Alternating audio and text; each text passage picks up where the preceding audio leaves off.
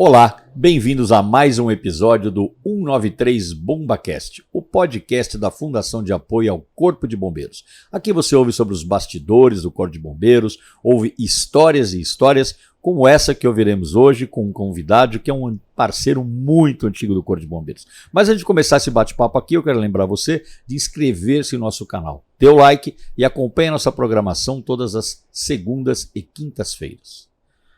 Com alegria eu recebo aqui hoje o parceiro, amigo, companheiro de perigo, depois a gente conta essa história, e muitas outras coisas, meu querido amigo José Nelson Pareta Filho. Pavão, sou eu. És tu.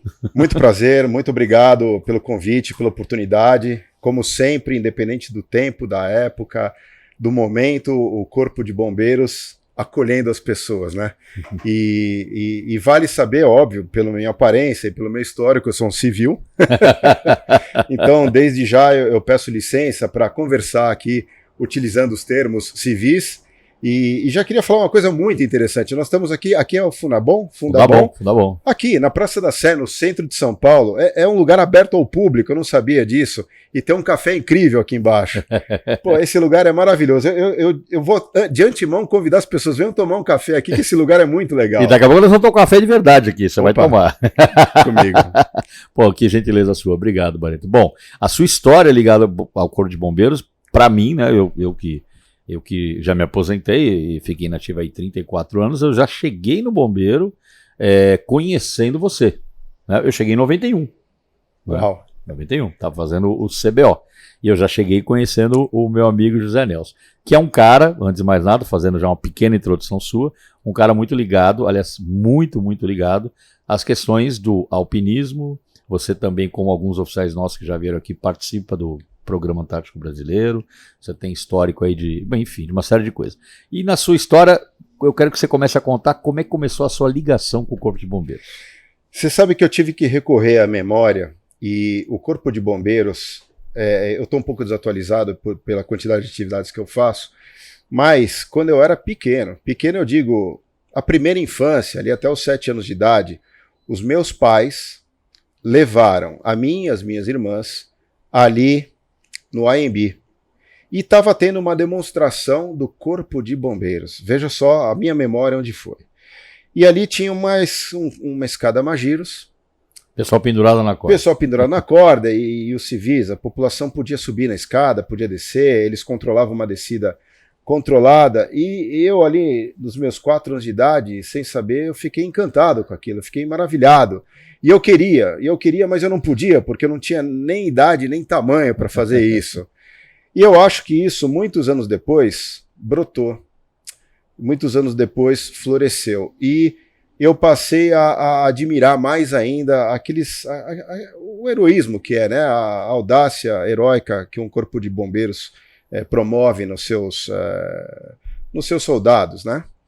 E aí muitos anos depois, aproximadamente 17, 18 anos, eu já estava então envolvido com atividades ao ar livre, eu já estava envolvido com a tal da espeleologia, que é a exploração de cavernas, o estudo, o mapeamento, e dentro da espeleologia você tem a atividade vertical, porque as cavernas, essas formações naturais, elas são formadas por rios, basicamente, nem todas, que vão ali sumindo e reaparecendo, sumindo e ressurgindo dentro das montanhas.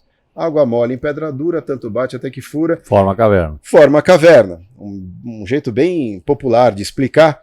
Em alguns momentos dessas explorações tinham as partes verticais. Você se deparava com abismos. E aí, junto com a Sociedade Brasileira de Espeleologia, eu fui fazendo alguns pequenos cursos. Na época era tudo muito informal. Isso nós estamos falando da década de 80, né, Barreto? Década de 80. Eu precisava treinar. Quer dizer, um amigo me emprestou uma corda, outro me emprestou uma cadeirinha, e eu falava, bom, eu preciso de um lugar vertical. Então, é claro, a história é antiga, ela foge um pouco a detalhes, outros colegas bombeiros podem encontrar de outra forma, mas eu tenho uma forma muito romântica e que eu gosto muito de contar. Eu fui até o Campo Belo, aqui em São Paulo, em frente ao aeroporto de Congonhas, e ali tinha uma torre. Eu sempre passava de ônibus por ali e falava, um dia eu preciso usar essa torre. Então eu peguei a minha mochila de equipamentos verticais e fui lá no portão com com a minha juventude toda, e falei, olha, eu queria usar essa torre aí. O cara falou, bom dia. Eu falei, então eu faço um negócio, espeleologia, eu queria usar essa torre. Ele falou, peraí. E ele foi lá e chamou um sargento. O sargento veio e falou, pois não. Eu falei, eu sou espeleólogo, né? Eu exploro cavernas, eu queria fazer um uso da sua torre para técnicas verticais. Ele falou, peraí. Aí ele chamou um capitão, me botou para dentro, o capitão me falou, o que você quer? Eu falei, eu queria usar a torre.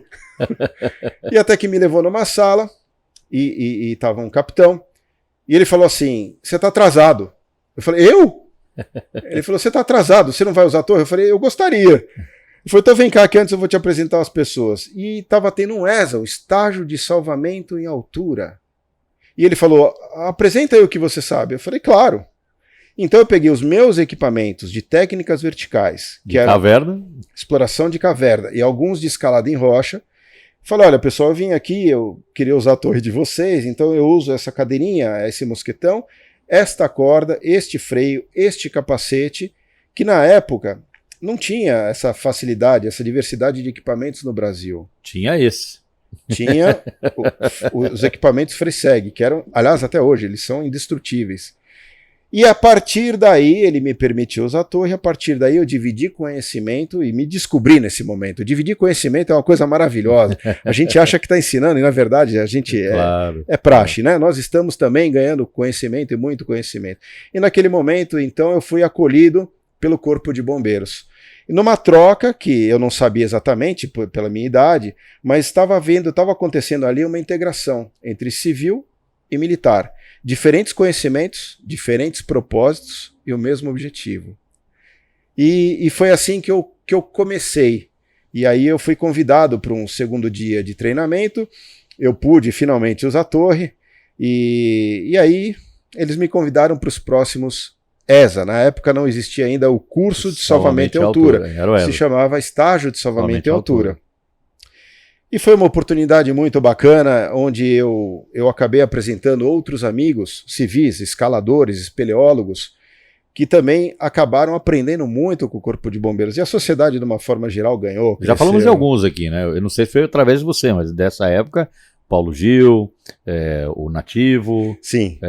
Tô esquecendo de alguém? Tem mais. É duro a gente mencionar nomes, que a gente sempre esquece, né? Mas, não, tô falando que eu lembro, lógico. Os mais próximos, né? Eu também não tinha toda a expertise. E o Paulo Gil, ele montou uma primeira academia, um primeiro ginásio de escalada artificial no Brasil. É verdade.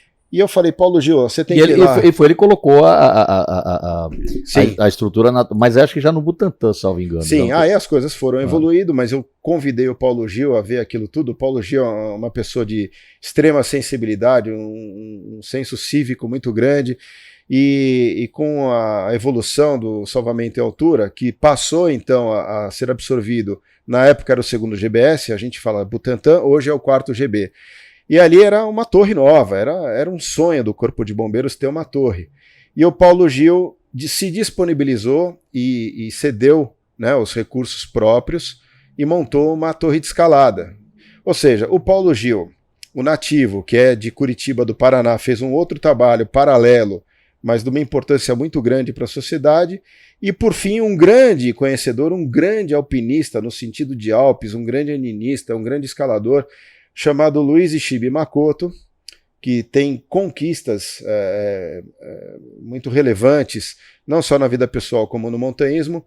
Ele acabou trabalhando com esse tipo de material de uma forma mais séria. Então ele importava... Ele começou a importar os equipamentos, eu lembro bem disso. Ele importou esse material.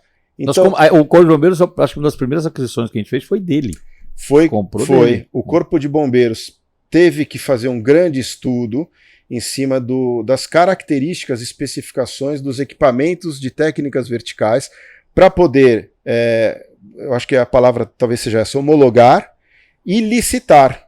Então o Corpo de Bombeiros, de uma forma independente, claro que consultou várias pessoas no Brasil e no exterior, e aí homologou e falou, bom, é isso que nós precisamos. Porque naquela época, qual era o equipamento de salvamento em altura dos audazes bombeiros? Era o macacão Fórmula 1. Ali, ó, a imagem lá. Exatamente, o capacete Fórmula 1, que mais parece com... Olha o freio 8 preso ali no cabo da vida. Olha lá o 8 preso no peito. O cabo da vida, que não tinha nenhuma especificação, E claro, já existia a Protefire, que era um fornecedor de equipamentos, mas que se resumia ao freio 8 e ao cabo Freiseg, equipamentos e a cadeira deles, né? A cadeirinha deles lá. Eu não peguei essa cadeira aí, eu passei do usei. cabo da vida. Eu usei. Uma coisa muito difícil. E tá aqui o freio 8, esse aparelho é incrível, é um freio 8, né? Eu acho que é o primeiro instrumento civil ou militar para controlar a descida com uso de cabos.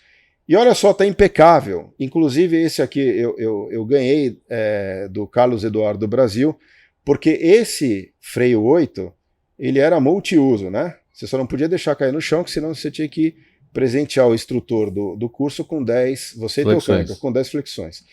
Eu ganhei um desse porque o melhor aluno do curso de salvamento em altura, a partir de 1991, 92, ganhava um troféu com um freio 8 desse. Eu lembro bem disso. E o Carlos Eduardo do Brasil vai ter o prazer ainda de doar, porque ele tem o último troféu dessa gloriosa época desses equipamentos.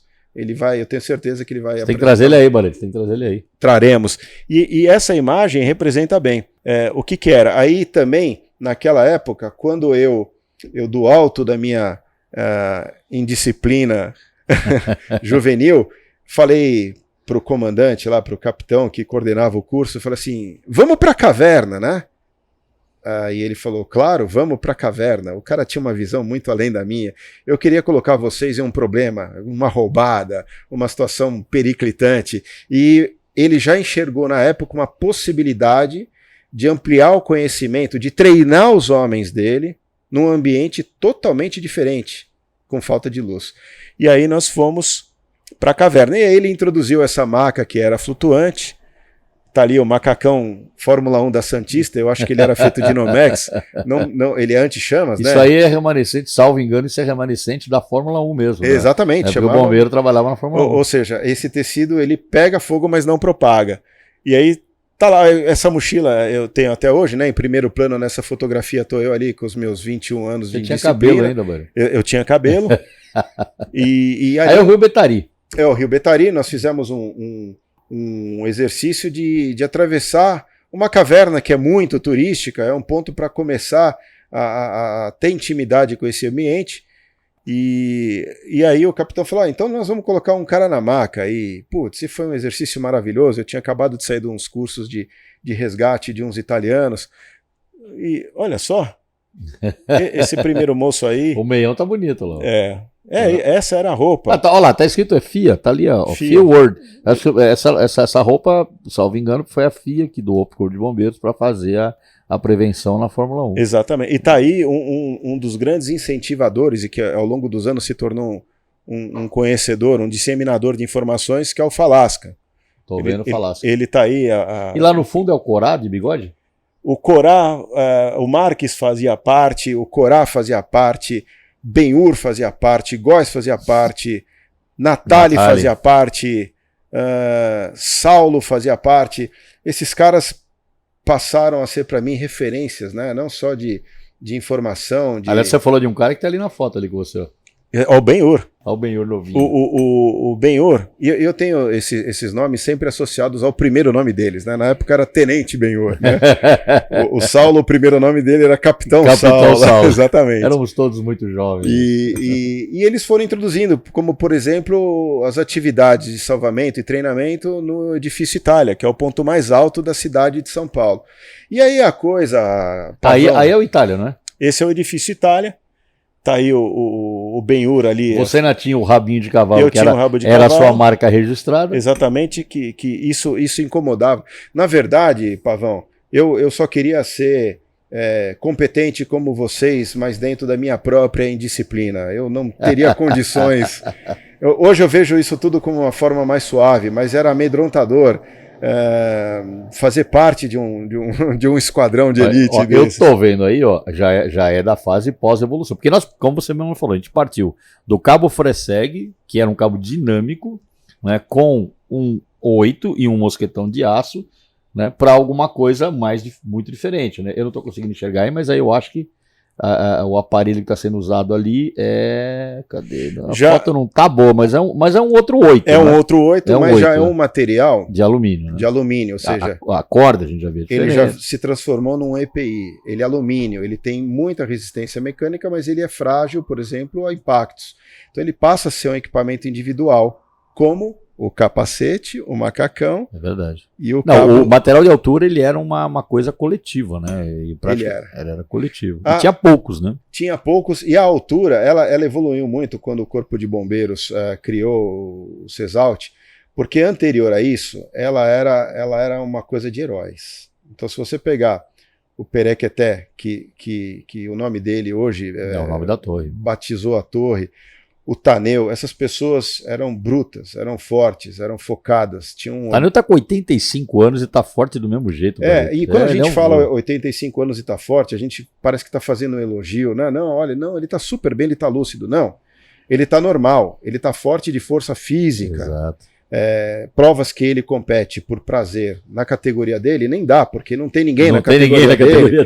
Ele tem que ser rebaixado a 70 anos e ainda assim ele fica em primeiro. Ele ganha. Então, são pessoas, é uma fase heróica do bombeiro, onde a força era aplicada no salvamento. Até porque não existia segurança, né, Barreto? Aquela imagem que você se reportou, que você a primeira vez que você viu, que era o cabo aéreo, que era uma atividade corriqueira do bombeiro, ela era feita totalmente sem segurança. O bombeiro ia pro cabo, ia um segundo bombeiro ou um terceiro, fazia as manobras, coisas circenses, né? A 20, 30 metros do chão, e não existia uma linha de segurança, nada. Não existia. Nada. Mas a humanidade, e nós estamos falando aqui de um processo de salvamento dentro da cidade de São Paulo. Que salvou muita gente, porque essas pessoas foram as pessoas que fizeram a travessia do Joelma. Foram as pessoas que fizeram a travessia do Grande Avenida, tudo nessas circunstâncias. Nós estamos falando da década de 70 e comecinho da década de 80. Sim, duas formas de se evoluir, né? Através dos acidentes, que foram os grandes incêndios, lamentavelmente aconteceu, vidas foram perdidas, e outra forma de evoluir através do correr atrás do tempo, através de técnicas, de integração civil-militar, de cursos.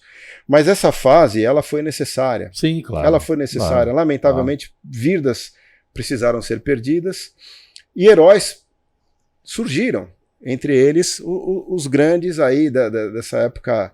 Bom, eu estou falando da década de 90, mas o salvamento de altura e o Corpo de Bombeiros é muito maior e muito mais antigo que isso, muito mais A gente tem umas fotos históricas, Barreto, do pessoal fazendo evacuação, treinamento de evacuação de prédio em chamas, né? Que já se usava técnicas de altura com a mangueira. Então a mangueira ela servia como uma corda, né? Depois, obviamente, tinha os cabos também, mas haviam técnicas para ele descer do prédio, fazendo o rapel clássico, né? Com a mangueira. Tem imagens disso aí na história do bombeiro. Tem uma imagem bacana de Santos, de um treinamento desse. Começo de 1913, 10, sei lá, o começo do século 20. Esse é o bombeiro. O cara que entra, se prontifica a ser um bombeiro, ele tem um propósito de vida. E é nisso que eu me espelhei, nisso que eu me inspirei. Ele talvez não queira ser, ou talvez ele queira ser herói, mas mais do que isso, o comprometimento dele é o dia a dia. Isso é um brilho na nossa sociedade. Está aí o edifício Mirante do Vale. É o Mirante do Vale, né? É o Mirante do Vale. Ele era conhecido como também, um determinado tempo, o edifício Zarzur, e totalmente improvisado. Então, o Benhur, o Saulo, outros coordenadores do curso, que aliás o nome deles estão aí nesse livreto. Tá aqui, o Barreto trouxe para nós aqui uma apostila do CESALT de 1996. 96. Ou seja, o quadro horário aqui. Eu sou um acumulador. Então, esses caras tinham uma vibração tal, um olhar para o futuro tal, que eles olhavam qualquer lugar. Estou vendo o quadro de trabalho semanal aqui, instrutor. Capitão Saulo, Tenente Benhur, Tenente Natal e Soldado Nogueira. Sargento Salles, lembra? Sargento Salles, João de Deus, Olair. Falasca. São tantos aqui, nomes que eu tenho. Instrutor, Sargento Salles, Sargento Marques, você já falou. Marques. E Cabo Falasca. O Corá, são pessoas que... Corá. Essas pessoas, tudo bem, isso tudo foi criado muito antes do nosso tempo, mas elas potencializaram a capacidade sem dúvida. De informação e o crescimento tecnológico. Para mim era uma maravilha. E até então, até essa época da transição do ESA para o CESALT, o bombeiro, eu vou te falar, fazia rapel de jeito que eu nem imaginava que existia. porque ele era um cara criativo, como você acabou de falar. O que nós temos aqui para fazer um rapel? Para nessa imagem um pouquinho. Isso aí foi a torre lá, né? Da Paulista, não é? Essa é a torre da TV Bandeirantes, que fica ali no final da Avenida Paulista. Doutor Arnaldo, aquela confluência. Exatamente. Ali. Mas veja, já... É um exercício que a gente faz até hoje. Até hoje. Já no meio, nos primórdios do Cesalt, veja já como mudou o capacete. Não, já mudou o capacete, já mudou o uniforme. Né? Ainda não usávamos capacete de altura, era o próprio galê. Exatamente. Né? Era o galê. Mas você já vê ali já a cadeirinha. Não tinha peitoral ainda, ó. Não, uma grande evolução. E vamos ver mais uma foto, porque tem uma foto aí. Essa foto sempre me impressionou. É gigante. É a vítima, né, um voluntário do curso, sendo colocado para fora numa maca. Ali é uma tirolesa guiada, é um rapel meio tirolesa que a gente faz. Ali é um pânico ter uma pessoa. Esse lugar, bom, a região é alta e a torre é alta, né? Eu subi lá algumas vezes, a gente enxerga a represa de Guarapiranga daí. Sim, em dias de tempo. Em dias de tempo bom, você vê a Guarapiranga daí. É por isso que é preciso treinar, e é por isso que eu vejo que o bombeiro, a Escola Superior de Bombeiros, nunca parou e está cada dia mais ativa nessa questão da preparação do treinamento. Por exemplo, você não sabe onde é que vai ser a ocorrência. Exatamente. Aí você se depara com um ambiente desse. É um ponto alto, falando sobre a altimetria ao nível do mar da cidade de São Paulo, é um ponto alto, numa torre alta, onde a paisagem não cabe nos olhos. É verdade. Então, se você... A vítima não vai enxergar nada disso, ela está gritando e se agarrando. Se você, como profissional, como bombeiro, não treinar, você se deixa levar, se vislumbrar pelo que não interessa naquele momento. E tá aí, eu sou a prova disso. Eu estava fotografando ali, eu estava vislumbrado. E os alunos, totalmente focados. Isso passa uma tranquilidade. Aliás, o Corpo de Bombeiros, de certa forma, passa uma tranquilidade para a população. Você vê, a população não entra num edifício no centro de São Paulo. Olha que a gente tem muito edifício aqui nessa cidade, né? Querendo saber onde está o extintor, onde está o sprinkler, onde está a brigada civil. Já é uma coisa que já traz um conforto psicológico e uma segurança real para a população. E é por causa disso, por causa desses treinamentos. Essa foto me impressiona, foi eu que tirei essa foto. Você que fez essa foto. Foi. Você tem imagem, Bareta, porque você foi também cabe a você aí o feito, né, de demonstrar ao Corpo de Bombeiros as técnicas de ascensão. E eu acho que você usou o Jumar, salvo engano, né? Você fez uma ascensão lá na ponte da Imigrantes, que normalmente a gente já fazia treinamento de descida lá. Aí você fez a ascensão. Você tem imagem disso? Eu devo ter em algum lugar, senão tá no filme. Esses cursos eles eram gravados em VHS e está lá naquele filme.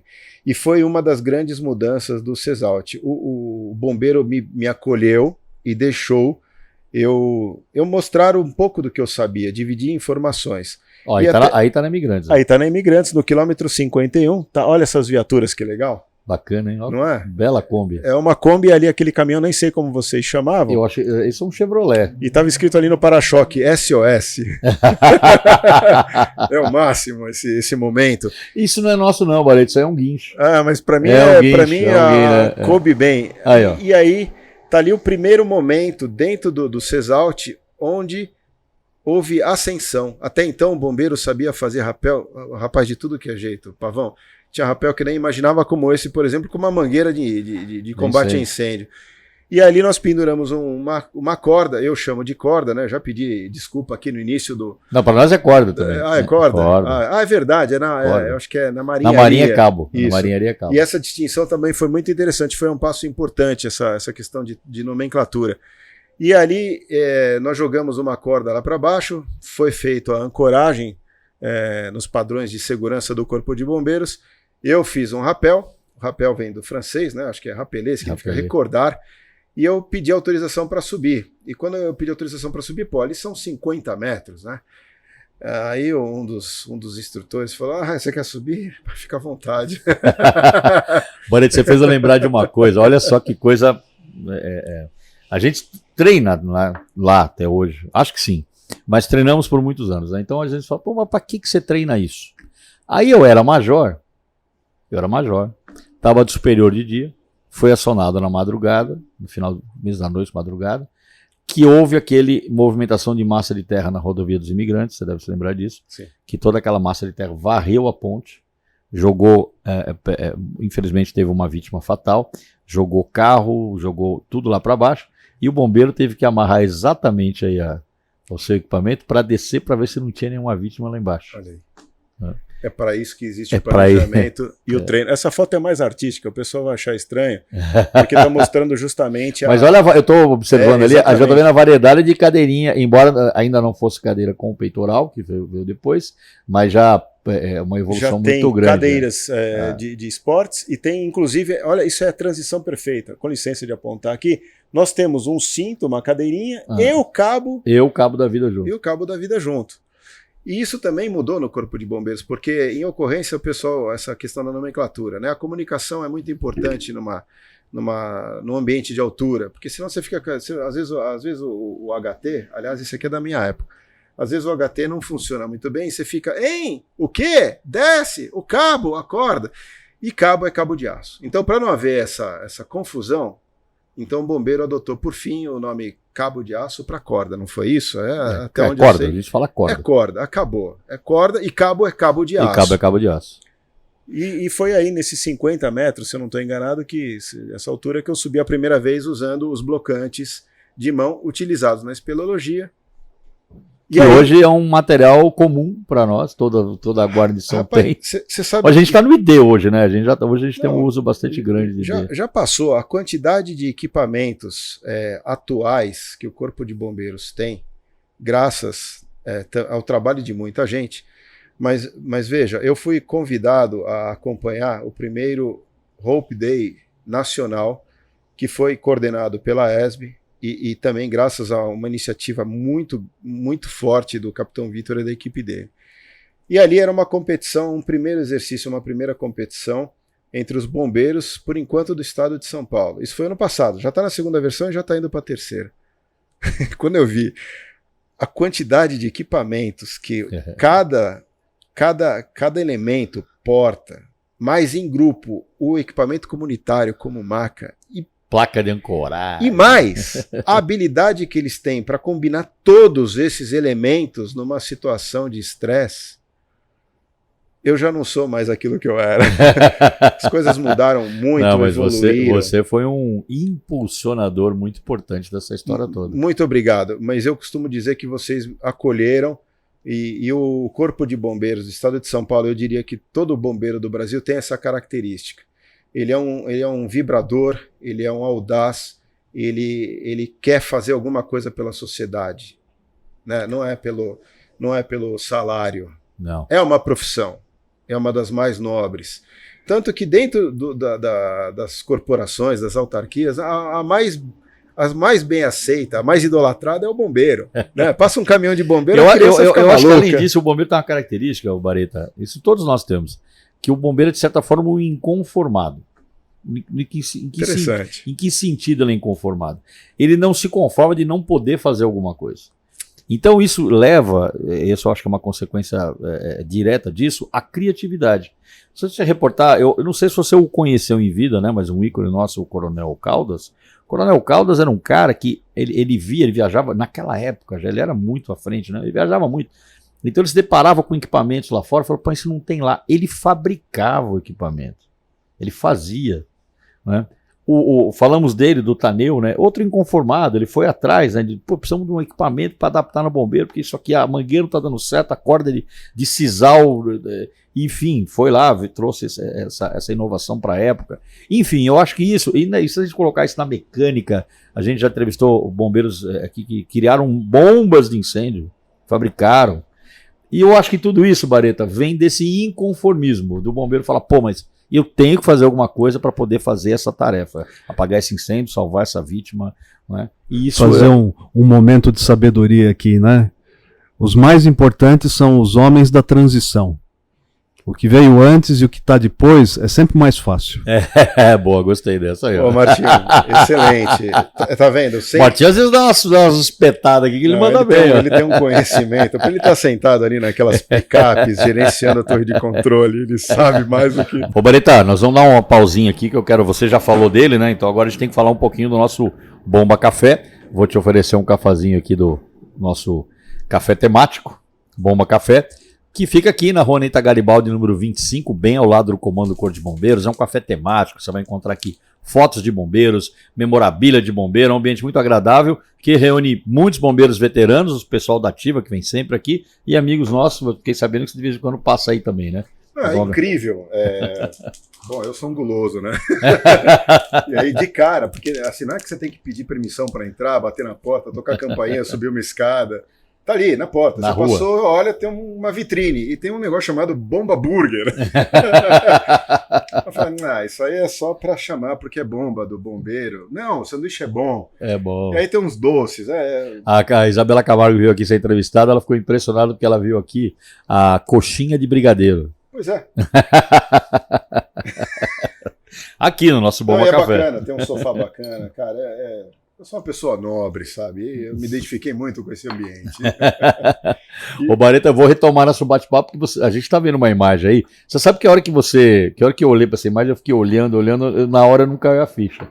Depois que você falou que eu vi. Isso aí é um andaime que ele ficava grudado na caixa de escada do prédio aqui do CBM, do prédio menor, do prédio da esquerda, para fazer treinamento, né? Então a gente tem ali os bombeiros pendurados na época, né? A época ainda do Cabo da Vida. Eu acho que deve ser um CBO. E essa prancha inclinada aí, você lembra disso aí, Martinho? Essa prancha aqui, para que ela servia? Tá vendo ali? Não lembro não. Ali não lembro, onde o Bareta tá mostrando ali. Ali essa prancha tinha vários furos, então você tinha dois canos, onde você fazia ascensão na prancha, colocando o cano nos furos e ia subindo.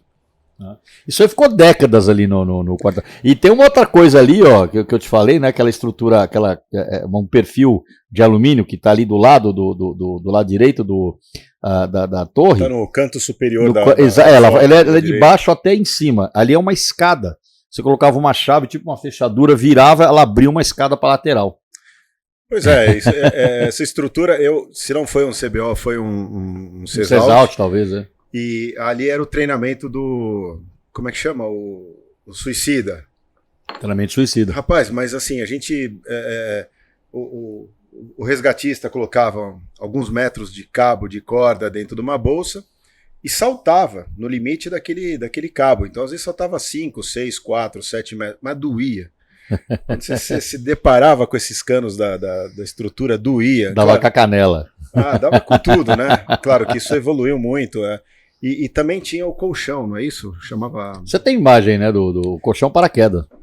Isso aí. O colchão paraquedas. Isso aí é treinando a técnica do salto do suicida. Também no viaduto do chá, eles colocavam, a cidade parava, porque todo mundo não sabia se era verdadeiro, se era real, se era um treinamento, mas era uma coisa que chamava muito atenção e, apesar de não ser o melhor método, também ajudava a consolidar a imagem do bombeiro como um profissional do salvamento em altura, um profissional para salvar, pronto para atender a população. Esse ângulo ficou muito bacana, porque no mesmo lugar que a gente está falando, exatamente, né? Aí a gente vê o fundo da Secretaria da Fazenda, né? Então tem esse ângulo aí.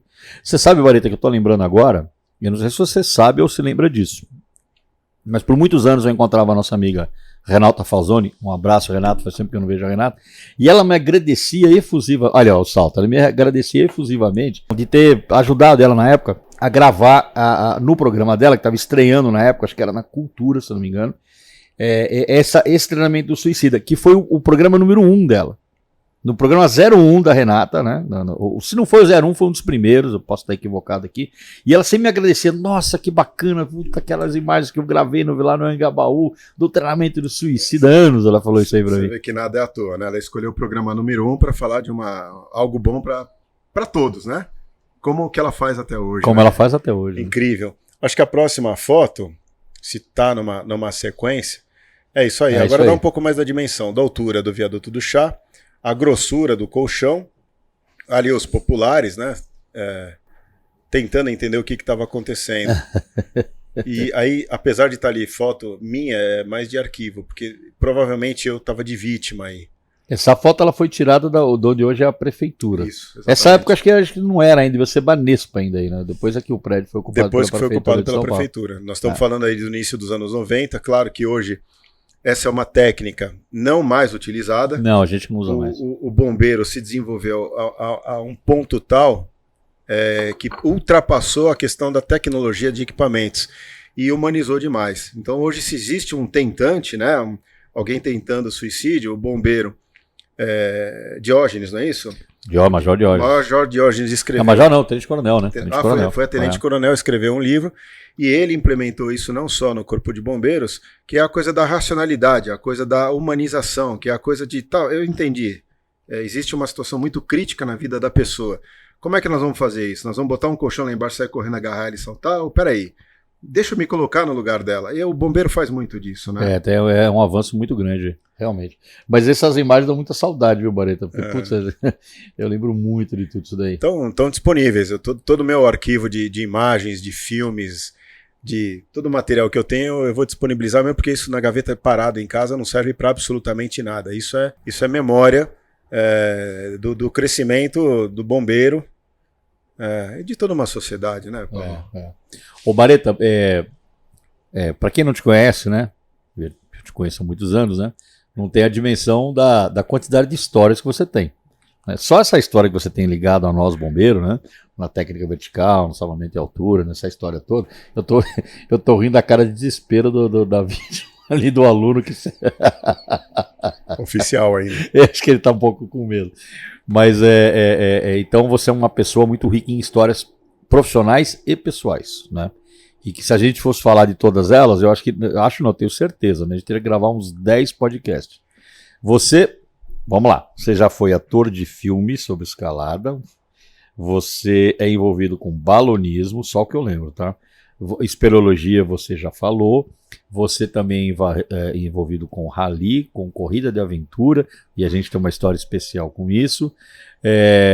Enfim, que mais, Bareta, você já fez da vida? Pavão, eu estava lembrando aqui que nós fizemos um casting, nós participamos da escolha de personagens para fazer um programa de televisão. Dual Survival. Exatamente. O que acontece? Essas atividades que eu acabei fazendo, me colocando, de certa forma era até um jeito de fugir do que era o mesmo, do que era o normal. E eu acabei me desenvolvendo ao ar livre.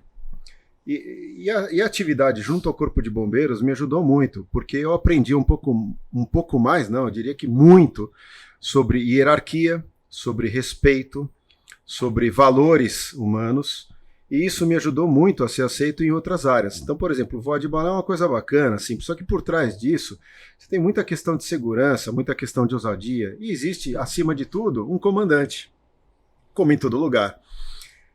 Em todos os segmentos, todas as searas, isso me ajudou muito. E hoje eu estou completando 30 anos de envolvimento com o Programa Antártico Brasileiro. O que eu digo envolvimento? Em 1991, eu me inscrevi para dar aula no Programa Antártico Brasileiro para as pessoas que iam para a Antártica. Em 92, 93, ou 93, 94... Isso já pela mão do CAP, né? O CAP já tinha essa relação. Eu era associado ao CAP, Clube Alpino Paulista, que fazia, às vezes, essa intermediação ao Programa Antártico Brasileiro, e lá dentro eu tive a oportunidade de fazer a primeira formalização documental e escrever a primeira apostila. Então eu tenho essa gama de atividades ao ar livre que nunca me permitiram um cotidiano. E me permitem muitas histórias, porque todos nós temos histórias, né? Qualquer um de nós segura uma barra pesadíssima por trás do cotidiano, e todos nós temos muitas histórias. Eu tenho histórias e gosto de contar essas histórias. E eu acho que uma das partes mais gratificantes é olhar para trás e ver que eu participei de uma história, que eu fui acolhido e que hoje está aí. Hoje o bombeiro de São Paulo, do estado de São Paulo, e por favor, você me ajuda com esse dado, é o maior bombeiro do hemisfério sul do planeta? Ou essa seria a Escola Superior de Bombeiros? A Escola Superior de Bombeiros é a maior escola do hemisfério sul. É a maior escola. Hoje nós temos o evento chamado Hope Days. Eu digo porque eu me coloco como cidadão, que é inspirado nas competições de bombeiro do exterior, onde a participação brasileira já era muito admirada, muito bem vista, porque nós sempre tivemos muita garra e ganharam muitos prêmios. Então, histórias são para isso, né? Para a gente sentar aqui e contar. E para mim é um privilégio ainda maior, porque eu sou civil, eu estou dentro do Corpo de Bombeiros, eu estive dentro da Marinha, e podendo atuar como um cidadão. Aliás, você é modesto, você não vai falar, mas você tem condecoração da Marinha e do Corpo de Bombeiros. Eu tenho uma gentileza da Marinha do Brasil, eu recebi uma condecoração com muito orgulho chamado Amigo da Marinha, E eu recebi também do Corpo de Bombeiros a medalha Luz da Pátria, que é um evento, né? Não é só ser condecorado, é um evento num lugar incrível que é a Escola Superior de Bombeiros e com uma formação muito bonita, né? Ali a gente sente também como é ser um bom cidadão. Bom, e eu tenho histórias são infindáveis, né? E a minha próxima história. Eu ia te perguntar isso, porque você é um homem de projetos, né? A próxima história. Para onde você está indo, Barreto? Veja, eu fui transportado para a Antártica durante anos pela Marinha do Brasil e pela Força Aérea Brasileira. Muita gente fala, eu vou para a Antártica, eu fui para a Antártica. É uma forma, claro, cotidiana de se expressar, mas eu nunca fui para a Antártica. Eu trabalhei na Antártica durante os últimos 20, quase 30 anos, mas sempre transportado. E pela primeira vez, eu posso dizer que eu estou indo para a Antártica, num veleiro onde eu sou parte da tripulação. Ou seja, é uma tripulação de 8 ou 9 pessoas, dependendo do momento da viagem. É uma tripulação de verdade. Tem skipper, tem capitão, tem médico, tem os caras que sabem puxar todos os cabos, ler o vento de todas as direções, muitas experiências, já cruzaram o Atlântico e tem eu. Mas eu vou ter que prestar o serviço, eu vou ter que dar o turno. A cada 6 horas de descanso eu tenho que estar 2 ali olhando para ver se eu não vou bater numa baleia, num sofá esquecido no mar, num gelo. Vou ter que puxar uns cabos. Então é a primeira vez que eu estou indo para a Antártica com um veleiro polar. Quando vai ser isso? Nós saímos dia 25 de novembro aqui de uma cidade litorânea no estado de São Paulo. Provavelmente Guarujá, que é onde o veleiro está sendo preparado. E é uma viagem prevista para 3 meses com três pedaços. E de volta. Um mês de ida até a América do Sul, o Pontinho. Um mês de cruzar o Estreito de Drake até a Antártica e voltar. E mais um mês, é tudo aproximado para voltar. O que vai determinar é a meteorologia, e para isso nós temos um super meteorologista a bordo que trabalha no CEMADEM, além do que ele tem diversos contatos que podem nos abastecer de informações. E vai ser num veleiro polar feito de alumínio. Na época que o nosso grande navegador brasileiro construiu o dele, tinha alumínio sobrando. E o construtor, o Thierry Stomp, aproveitou todo aquele alumínio e fez 4 embarcações. Uma delas é o veleiro Polar Endurance 64. 64 porque é o tamanho dele, 64 pés. Uhum. Isso aí dá mais ou menos 29 metros, cabe aproximadamente 12 pessoas dentro da regra, mas nós estamos indo em 8, 9, que eu já acho muito. Eu, por mim, ia em 6 pessoas, mas manda quem pode, obedece quem tem juízo. Eu também não quero ficar desguarnecido, os caras são incríveis. E esse veleiro é uma iniciativa totalmente privada, onde todo mundo, não importa se é o capitão, se é o médico, se é o cozinheiro, aliás, o cozinheiro é um excelente navegador, o garoto se chama De Capitani, é o sobrenome dele, ele é disputado a tapa, unhas e dentes para tê-lo a bordo das embarcações, e ele falou, não, eu vou com vocês. Que bacana. Então, isso é muito bacana. E ele se dispôs, apesar de ser um grande velejador, um grande conquistador de prêmios, ele falou, não, eu vou como cozinheiro. Mal sabe ele o trabalho que eu vou dar para esse menino. Eu imagino. Porque você não vai só cozinhar, você vai lavar, você vai pintar, você vai velejar e você vai cuidar de toda a bodega, e quando a gente para em ponta, eu quero esse barco limpo. Ô Barreto, eu vou contar uma história aqui, a gente está caminhando para o nosso final, infelizmente, porque como eu disse, você tem história para vários. Eu vou te trazer de volta ainda, viu? Quero fazer uma mesa aqui com os caras da altura, acho que vai ser bem legal. Mas eu tenho uma passagem com você que eu vou aproveitar para te agradecer mais uma vez, né? Porque eu já agradeci muito, acho. Talvez não o suficiente. Mas quando a gente se resolveu abraçar a empreitada de fazer o Eco Challenge, a gente foi procurar vocês, foi em 1999, e aí a gente precisava saber escalar em gelo. E primeiro a gente foi te convidar para competir conosco. Você vai se lembrar disso, claro que você se lembra. E aí você falou, não, mas vamos aprender a escalar em gelo, porque ia ter lá o tronador, e nós fomos lá nos 20 isqueiros negros aprender a subir gelo, né? E a gente teve um episódio lá, onde teve o tronador tem avalanche o tempo todo, né? E a gente chegou muito perto da gente, né? Foi um dos momentos de pavor que eu posso dizer que eu tive na minha vida, né? E você estava lá sempre muito sereno, muito calmo, nos orientou, nos tranquilizou, e a gente passou por isso. Então, muito obrigado, Bareta, não só por tudo que você colaborou e fez pelo Corpo de Bombeiros, você faz parte da história do salvamento em altura no Corpo de Bombeiros, você é mais um personagem importante, e pessoalmente, pelo sempre a atenção, o carinho especial que você sempre teve pessoalmente comigo. Quero te agradecer, muito obrigado. Pavão, eu acho que eu aceito suas palavras de coração por todo o histórico, por tudo que você é como cidadão e fez no Corpo de Bombeiros. Eu acho que a sociedade inteira tem que agradecer todos vocês, todos os dias.